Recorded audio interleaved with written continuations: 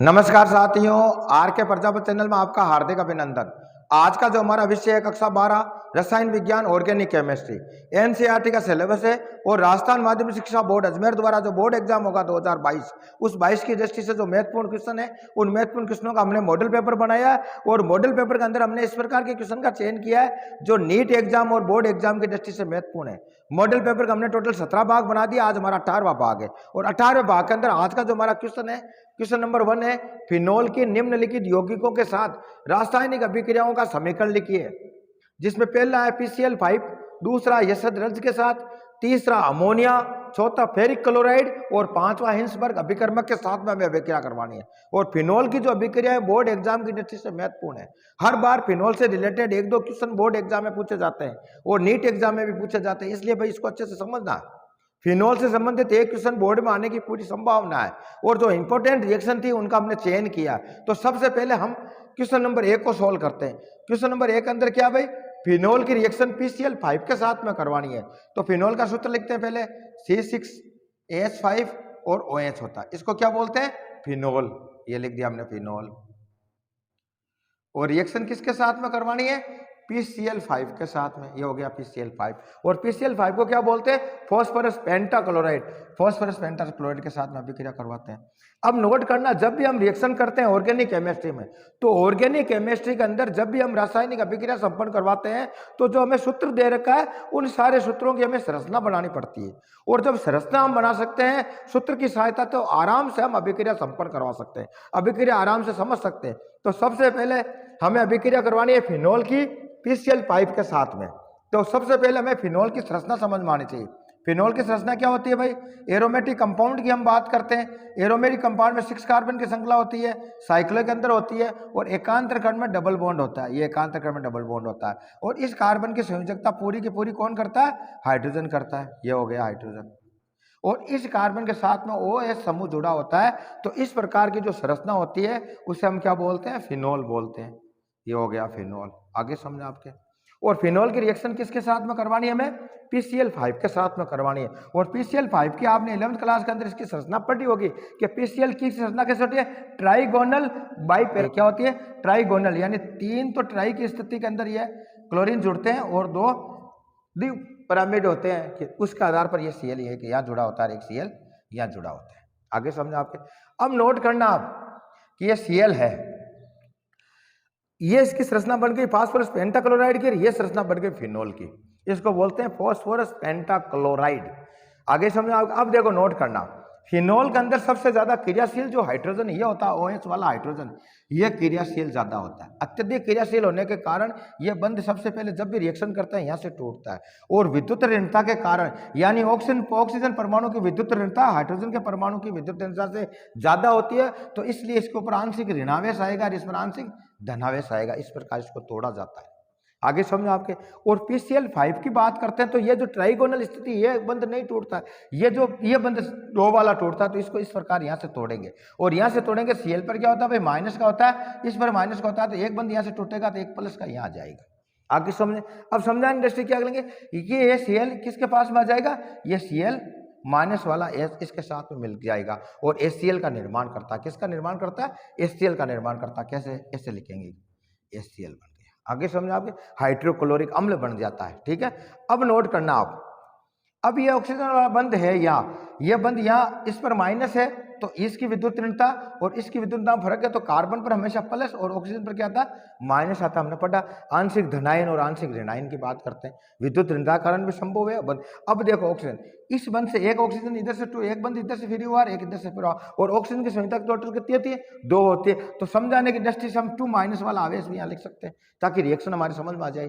तो अब नोट करना आप, और यहाँ से बंध ये टूटेगा तो यहाँ एक Cl माइनस का आएगा और एक प्लस और जुड़ जाएगा इसके साथ में। आगे समझे। यानी ये जो फास्फोरस है, अब इसके कितने की जरूरत पड़ती है, डबल बॉन्ड बनाने की जरूरत पड़ती है। 2 प्लस है, इससे 2 धनायन है। अगर अष्टक नियम की बात करता है, अष्टक नियम तो पढ़ा होगा, कोई भी परमाणु अपने बाह्यतम कोश में स्थायी होने के लिए बाह्यतम कोश में 8 इलेक्ट्रॉन करना चाहता है। 8 इलेक्ट्रॉन करने के लिए या तो इलेक्ट्रॉन का त्याग करता है या इलेक्ट्रॉन को ग्रहण करता है। इलेक्ट्रॉन का त्याग करता है तो उस पर धनायन आता है और जब इलेक्ट्रॉन ग्रहण करता है तो उस पर ऋणायन आता है। इस प्रकार की अभिक्रिया हमने पढ़ी होगी किसके अंदर, अवधारणा, इलेक्ट्रॉनिक अवधारणा के अंदर हमने 11th क्लास के अंदर धनायन और ऋणायन की बात करते हैं, ऑक्सीकरण अपक्षयन की हम बात करते हैं, उसमें से पढ़ा होगा आपने। अब नोट करना आप। अब देखो ये Cl मुक्त हुआ, ये Cl क्या करेगा, जो माइनस वाला Cl किसके साथ में जुड़ जाएगा, ये प्लस वाला भाग है इस भाग के साथ में जुड़ जाएगा। आगे ये Cl माइनस, ये जो एरोमेटिक कंपाउंड का कार्बन है इस प्लस वाले भाग के साथ में यह जुड़ जाएगा। जुड़ गए। अब जोड़ो किस प्रकार बनेगा, देखो इसको इस प्रकार लिखेंगे, ये कार्बन ये कार्बन ये कार्बन, इस प्रकार एरोमेटिक कंपाउंड की हम बात करते हैं। और ऑर्गेनिक केमिस्ट्री को बस समझना आपको गणित की तरह। यह देखो हाइड्रोजन पूरी कर रहा है, यह हाइड्रोजन हो गया, यह हाइड्रोजन हो गया, यह हाइड्रोजन हो गया, यह हाइड्रोजन हो गया, और इस स्थान पर क्या आ गया, Cl आ गया। और एक नया प्रोडक्ट बन गया जिसका नाम हो गया क्लोरोबेंजीन। क्या बोलेंगे इसको, क्लोरोबेंजीन। और क्लोरोबेंजीन क्या, एरिल हैलाइड के अंदर हमने पढ़ा, किसके अंदर पढ़ा, एरिल हैलाइड के अंदर, ये क्लोरोबेंजीन बन गया। अब देखो, अब नोट करना, अब इसके अंदर क्या बचा भाई, देखो अब जो ऑक्सीजन है डबल, और यहाँ भी प्लस के, ये माइनस के दो और ये प्लस के दो, यानी ये दो ऑक्सीजन फास्फोरस के साथ डबल बॉन्ड द्वारा जुड़ जाएगा। कैसे जुड़ेगा, देखो कि P था और डबल बॉन्ड के साथ में ऑक्सीजन आ गया, क्यों कि ये जो ऑक्सीजन था ये किसके साथ में आ जाएगा, यहाँ जुड़ जाएगा इस P के साथ, और डबल बॉन्ड बना लेगा। तो डबल बॉन्ड कहाँ बना, ये डबल बॉन्ड यहाँ बन गया। और 3 संयोजकता इसकी क्लोरीन ऑलरेडी पूरी कर रहा था। आगे समझ, और एक नया सूत्र बन गया जिसका नाम हो गया POCl3, POCl3। अब देखो इसका नाम हो गया, क्या प्राप्त हुआ भाई, एक तो हमें HCl प्राप्त हुआ, हाइड्रोक्लोरिक अम्ल प्राप्त हुआ। दूसरा इसका सूत्र क्या बन गया कि C6H5 और Cl, देख लो कार्बन 6 है, 5 हाइड्रोजन है, Cl 1 ये बन गया। और इसके साथ में क्या बना, POCl3। अब इनका नामकरण भी देना, जिस प्रकार की अभिक्रिया आती है, तो ये हो गया फिनोल, ये हो गया फास्फोरस पेंटाक्लोराइड के साथ अभिक्रिया करेगा तो हाइड्रोक्लोरिक अम्ल बना, और इसका नाम होता है क्लोरोबेंजीन। क्या बोलते हैं भाई इसको, क्लोरोबेंजीन। एग्जाम में आपको इनका नामकरण भी देना भाई, ताकि आपके अच्छे मार्किंग हो। ये क्लोरोबेंजीन हो गया, और इसका नाम होता है फोस्फोरिल बोलते हैं इसको, क्या बोलते हैं, फोस्फोरिल क्लोराइड। ये फोस्फोरिल क्लोराइड होता है। दूसरा इसका नाम और भी होता है, इसको फोस्फोरिल क्लोराइड भी बोलते हैं और फोस्फोरस ऑक्सीक्लोराइड भी बोलते हैं। दोनों नाम एक ही है, समझना, ये सूत्र वही है।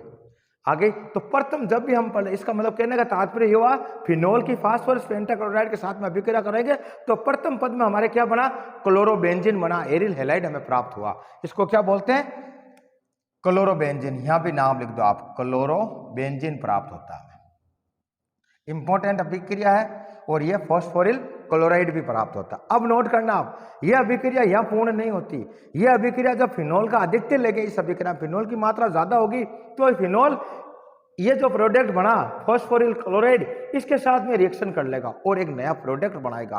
कौन सा बनेगा, कैसे बनाएगा, इसके बारे में चर्चा करते हैं। तो अभिक्रिया यहां संपन्न होकर अभिक्रिया आगे चलेगी, और आगे चलाने के लिए हम क्या करेंगे, देखो किसके साथ में रिएक्शन होगी कि C6H5 OH है, और इसके साथ में ये फॉस्फोरिल क्लोराइड है, इसके साथ में रिएक्शन करता है और एक नया प्रोडक्ट बनता है। उस प्रोडक्ट को किस प्रकार पढ़ेंगे, और इस फिनोल के अंदर मैंने आपको बताया संरचना के अंदर, ये अभिक्रिया संपन्न कराने से पहले इसकी संरचना समझ में आनी चाहिए, और संरचना जब समझ में आ जाती है तो आराम से अभिक्रिया हम समझ सकते हैं। देखो ये अभिक्रिया, इस संरचना की हम बात करते हैं, यही समझाने का मैं प्रयास करता हूं। तो ये क्या करेगा भाई, ये जो फॉस्फोरिल क्लोराइड है तो, और ये क्लोरोबेंजीन है, तो फॉस्फोरिल क्लोरोबेंजीन बन गया, अलग हो गया। अब ये फॉस्फोरिल क्लोराइड है, ये किसके साथ में रिएक्शन करेगा, पुनः फिनोल के साथ में करेगा। और फिनोल के साथ में किस प्रकार रिएक्शन करती है, और रिएक्शन को समझने के लिए हमें इसका संरचना सूत्र आना चाहिए, और संरचना सूत्र आपके समझ में आ गया तो आराम से हम रिएक्शन समझा सकते हैं। ऑर्गेनिक केमिस्ट्री में यही है, आपको सबसे पहले संरचना समझ में आनी चाहिए कार्बनिक यौगिक की।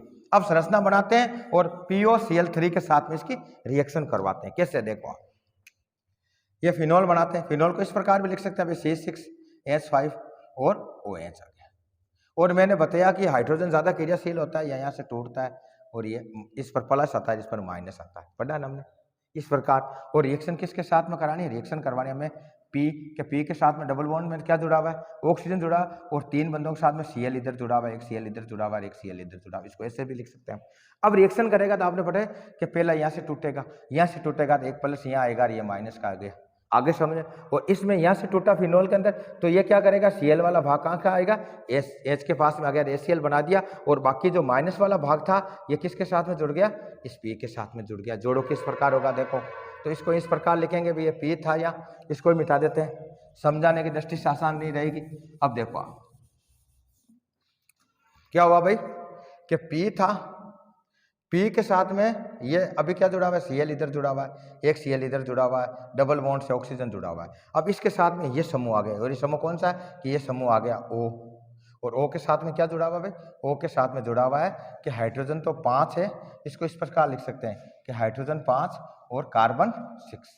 आगे समझा आपके, ये समूह इसके साथ में जुड़ गए हैं।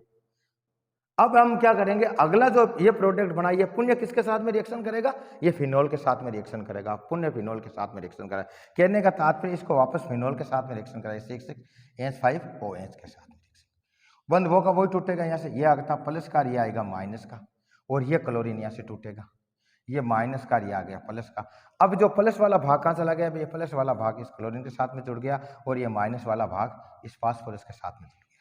जोड़ो किस प्रकार लिखेंगे, तो इसको यह समझ सकते हैं कि P था, डबल बॉन्ड है, इस साइड में क्या जुड़ गया भाई, पहले यहाँ जुड़ा था O के साथ में ये फेनिल समूह जुड़ा था कि H5 कार्बन 6 हो गया, इधर क्या हो गया, ये O आ गया, O के साथ में ये हाइड्रोजन 5 है और कार्बन 6 है, ये जुड़ गया, और इसके साथ में क्या जुड़ा हुआ, Cl जुड़ा हुआ।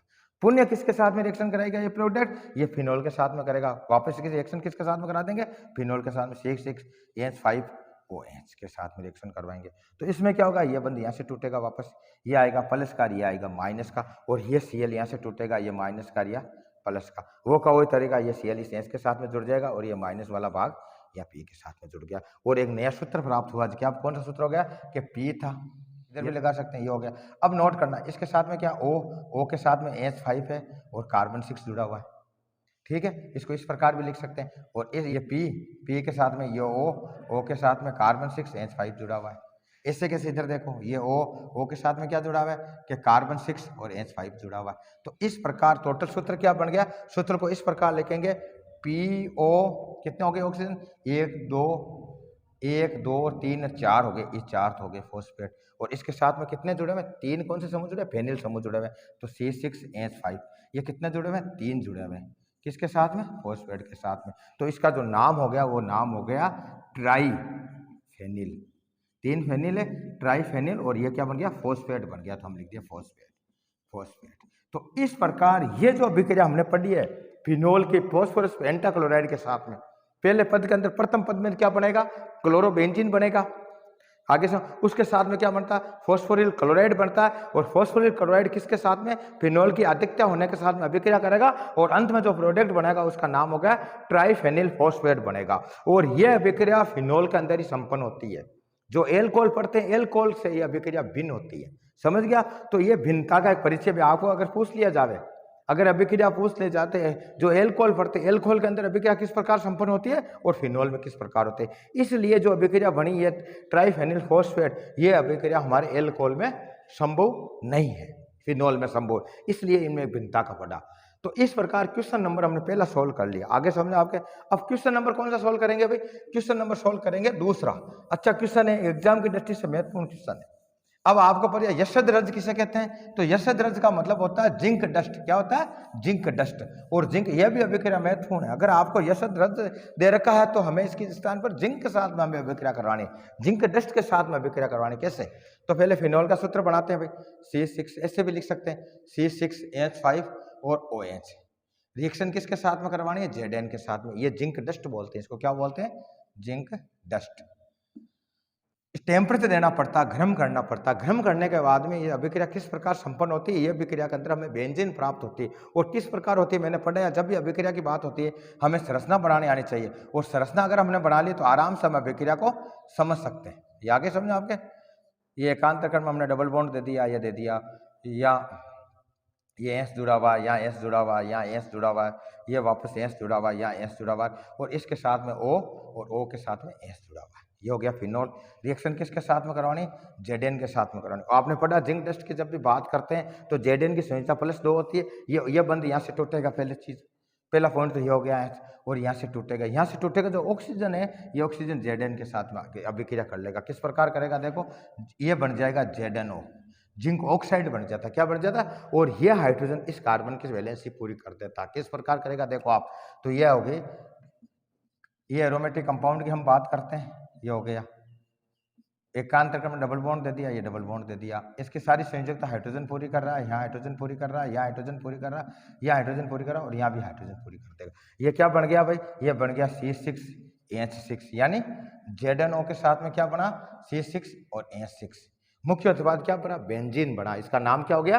बेंजीन। तो बेंजीन बनाने में भी इस विधि का प्रयोग किया जाता है। अगर आपको क्वेश्चन पूछ लिया जावे कि अगर मान लो फिनोल से बेंजीन बनाना है, फिनोल से एरिल हैलाइड बनाना है, क्लोरोबेंजीन बनाना, तो अभिक्रिया क्या करानी पड़ेगी? हमें फॉस्फोरस पेंटाक्लोराइड के साथ में अभिक्रिया करनी पड़ेगी। और आपको सिर्फ बेंजीन बनाना है तो बेंजीन बनाने के लिए हमें क्या, जिंक डस्ट के साथ में इसको गर्म किया जाता है, तो हमें प्रोडक्ट जो प्राप्त होगा वो। और जिंक क्या करता है? ऑक्सीजन को यहाँ से रिमूव कर देता है, ऑक्सीजन को प्रतिस्थापित कर देता है, ऑक्सीजन को हटा देता है यहाँ, और हटाने के लिए और आपस में ऑक्सीजन को हटाकर अपने साथ में क्रिया करवा लेता है, जिंक ऑक्साइड बना लेता है। ठीक है, तो इस प्रकार इस अभिक्रिया में ऑक्सीजन का निकास होता है। क्या होता है? ऑक्सीजन का निकास होता है। फिनोल में से ऑक्सीजन का निकास होने के बाद में हमें क्या प्राप्त होता था? बेंजीन प्राप्त होता है, जो ऑक्सीजन किसके साथ में रिएक्शन कर लेती है? जिंक डस्ट के साथ में करके जिंक ऑक्साइड बनाती है। आगे अभिक्रिया समझ में? तो इसमें यश द्रव्य का मतलब यह होता है जिंक डस्ट के साथ में अभिक्रिया करवाते हैं और दो प्रोडक्ट हमें प्राप्त होते हैं। अब अभिक्रिया, तीसरी अभिक्रिया हमारी महत्वपूर्ण अभिक्रिया अमोनिया के साथ में अभिक्रिया। और अमोनिया के साथ में जब अभिक्रिया करवाते हैं तो यह निर्जलीकरण के तहत होती है। इसमें जल बाहर निकलता है फिनोल का और एनिलीन प्राप्त होता है। वो किस प्रकार होता है, कौन सा हमें उत्प्रेरक काम लेता है, उसके बारे में चर्चा करते हैं। तो सबसे पहले अभिक्रिया अमोनिया के साथ में करवाते हैं। C6H5OH है और रिएक्शन करवानी है अमोनिया के साथ में, और प्रोडक्ट कौन सा बनता है उसके बारे में चर्चा करते हैं। इसके अंदर जो उत्प्रेरक होता है वो जिंक क्लोराइड होता है। क्या होता है? जिंक क्लोराइड होता है। शुष्क जिंक क्लोराइड की बात करते हैं। अब ये अभिक्रिया किस प्रकार संपन्न होती है वो का वही तरीका है। इसका संरचना सूत्र बनाओ भाई, और संरचना सूत्र जब आप बना लेते हो तो आराम से अभिक्रिया हम संपन्न करवा लेते हैं। ये हो गया, ये हो गया, ये एच, इसकी वैलेंसी पूरी एच कर रहा है, यहाँ एच पूरी कर रहा है, ये एच पूरी कर रहा है, और इसके साथ में ओ के साथ में एच जुड़ा हुआ। आगे समझे आपके? ये सूत्र किसका हो गया? फिनोल हो गया, हमने लिख दिया फिनोल। अभिक्रिया किसके साथ में करवानी? अमोनिया। और अमोनिया का सूत्र मैंने क्या बताया भाई? अमोनिया इस प्रकार जुड़े थे, दो इधर होता है, एक ऐसे इधर जुड़ा होता है और यहाँ से टूटता है। ये मैंने बताया प्लस का होता है, या माइनस वाला भाग होता है नाइट्रोजन का। समझा ना हमने? इसको इस प्रकार भी लिख सकते हैं। अब मान लो समझाने की दृष्टि से इससे भी लिख सकते हैं। आगे समझना? तो इसमें यह भाग माइनस का, ये प्लस का भाग होता है विद्युत घात। अब अभिक्रिया होगा, अब नोट करना, अगर यहाँ से टूटता है कार्बन, मैंने बताया अब जिसके साथ में निर्जलीकरण की बात करते हैं, क्या उत्प्रेरक कौन सा? Zn क्लोराइड, यानी निर्जल, यानी जल बाहर निकालेगा। और जल बाहर निकालने के लिए ये समूह टूटेगा। यहाँ से क्या टूटेगा? OH समूह टूटेगा, और OH समूह किसके साथ में? H के साथ में रिएक्शन करेगा, यानी ये समूह इसके साथ में जुड़ जाएगा। ये जो माइनस वाला भाग कहाँ जाएगा? इस कार्बन वाले भाग, यहाँ जो प्लस है प्लस वाले भाग के पास में जाएगा। और क्या प्रोडक्ट बना देखते हैं हम, तो ये हो गया C। इस प्रकार कार्बन की हमें संरचना बनाओ, एरोमेटिक कंपाउंड की बात कर रहे हैं। एकांतर क्रम में हमने डबल बॉन्ड दे दिया, और ये सारी सारी हाइड्रोजन पूरी करता है वैलेंसी इसकी, ये हाइड्रोजन पूरी करता है वैलेंसी आपके, और इसके स्थान पर क्या आ गया? एन आ गया, और एन के साथ में दो हाइड्रोजन जुड़े हुए। संरचना क्या बन गई कि C6H5 और NH2 बन गया, और इसको बोलते हैं एनिलीन। क्या बोलते हैं भाई? एनिलीन। तो एनिलीन बनाने वाली विधि के अंदर भी इस फिनोल का महत्व है। अगर आपको क्वेश्चन पूछ लिया फिनोल के किसके साथ में अभिक्रिया करवाएं कि हमें एनिलीन प्राप्त हो गया, और एनिलीन के साथ में हमें क्या प्राप्त हुआ? H2O प्राप्त हुआ। ये क्या बन गया? H2O प्राप्त हुआ। तो कहने का मतलब है इस अभिक्रिया में क्या लिखेंगे? C6H5NH2 प्लस H2O, और इसका नाम है एनिलीन। ये हो गया हमारे एनिलीन, और यह बन गया जल। और इस अभिक्रिया के अंदर टेम्परेचर देना पड़ता है, उत्प्रेरक कौन सा लेना पड़ता है? जिंक क्लोराइड लेना पड़ता है। अमोनिया के साथ में अभिक्रिया करके हम एनिलीन बनाते हैं। तो आपसे क्वेश्चन पूछ सकते हैं, अगर हमें क्लोरोबेंजीन बनाना है फिनोल से तो फॉस्फोरस पेंटासाइड को करानी पड़ेगी, बेंजीन बनाना है यश रज के साथ में करानी पड़ेगी, और एनिलीन बनाना है तो किसके साथ में अभिक्रिया करानी पड़ेगी? अमोनिया के साथ में अभिक्रिया करानी पड़ेगी। इंपॉर्टेंट क्वेश्चन है, इसको भी आप देख लेना। अब हम बात करते हैं फेरिक क्लोराइड की। फेरिक क्लोराइड भी परीक्षण की दृष्टि से बहुत महत्व है। फिनोल का जब हम परीक्षण करते हैं उसमें इस फेरिक क्लोराइड का बड़ा महत्व होता है, और यह अभिक्रिया किस प्रकार संपन्न होती है और अभिक्रिया क्यों महत्वपूर्ण है इसके बारे में हम चर्चा करते हैं। तो हमें इस अभिक्रिया के अंदर क्या होता है भाई? इसके अंदर जो फिनोल होता है C6H5 और OH, इसकी रिएक्शन किसके साथ में करानी पड़ती है? Ferric chloride. फेरिक क्लोराइड का सूत्र होता है FeCl3। FeCl के शरीर के साथ में जब अभिक्रिया करवाते हैं विलयन के अंदर इसको, तो इसके अंदर नोट करना, जो एल्कोहल है, ये जो फिनोल है एल्कोहलिक फिनोल होना चाहिए। क्या होना चाहिए? एल्कोहलिक फिनोल के साथ में उदासीन फेरिक क्लोराइड के साथ में, ये क्या? उदासीन। क्या लेना है?